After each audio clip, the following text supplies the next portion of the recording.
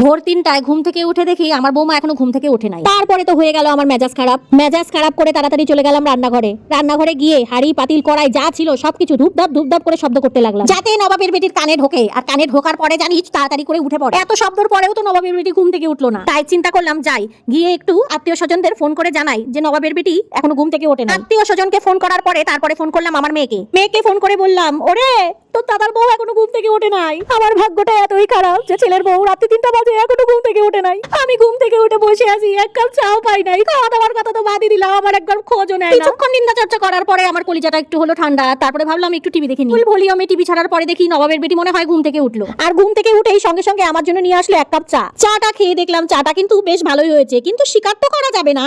তারপরেও বললাম চা একদম ভালো হয় নাই। বাপের বাড়ি থেকে কি কোনো কিছু শিখে আসো নাই? এক কাপ চা খাবো সেটাও আমার কপালে জোটে না ভালো মতন। সারাদিন বসে বসে এখন টিভি দেখবো আর সকালবেলার জল খাবার খাবো, কিন্তু স্বীকার করবো না যে সবগুলো রান্নাবান্নাই ভালো হয়েছিল। তো যাই হোক, দুপুরবেলা এক গামলা ভাত খাওয়ার পরে একটু ঘুমাইছিলাম। হঠাৎ দেখি আমার ছেলে পায়ের কাছে এসে বলছে, মা আমি আমার বউকে নিয়ে শ্বশুর বাড়ি যাবো। আর আমি ওর সাথে সাথে বুকে ব্যথার নাটকটা শুরু করে দিলাম। বললাম আমার বুকে প্রচন্ড ব্যথা করতেছে, কিন্তু সমস্যা নেই, যাও তুমি শ্বশুর বাড়ি যা ঘুরে আসো ভালো করে। তোমার একমাত্র মায়ের চিন্তা করতে হবে না বাবা, তুমি তোমার বউয়ের চিন্তা করো, তোমার শাশুড়ির চিন্তা করো, সমস্যা নাই, তুমি যাও ঘুরে আসো বাবা। এগুলো নাটক করার পর চোখে ভিক্স দিয়ে কান্দার পর দেখলাম ছেলে গিয়ে তার বউকে বোঝাচ্ছে। আমার ছেলে বলছে মায়ের শরীর ভালো না, তাই আজকে আমি শ্বশুর বাড়ি যেতে পারবো না। এই কথা শুনে তো আনন্দেই আমার হার্ট ফেল হয়ে যাচ্ছিল। তারপর আমি আবার মেয়েকে ফোন লাগালাম। ফোন লাগিয়ে সমস্ত ঘটনা বললাম, কি যে আমার আনন্দ লাগতেছে, কিন্তু এটা তো প্রকাশ করা যাবে না। মেয়েকে বললাম, কেমন করে নাটক করে তোর বৌদির বাপের বাড়ি যাওয়া আটকালাম বল। এখন তো আমার কলজাটা সেই ঠান্ডা লাগতেছে, তো আনন্দটা তো দেখানো যাবে না। মনে মনে আমি সেই খুশি হয়েছি, সেই খুশি। তো যাই হোক, বেশি আনন্দ হওয়া যাবে না, কেননা ছেলে যে কোনো মুহূর্তে ঘরে আবার চলে আসতে পারে। এখন আমি তাড়াতাড়ি করে আবার নাটক করে শুয়ে পড়ি বাবা।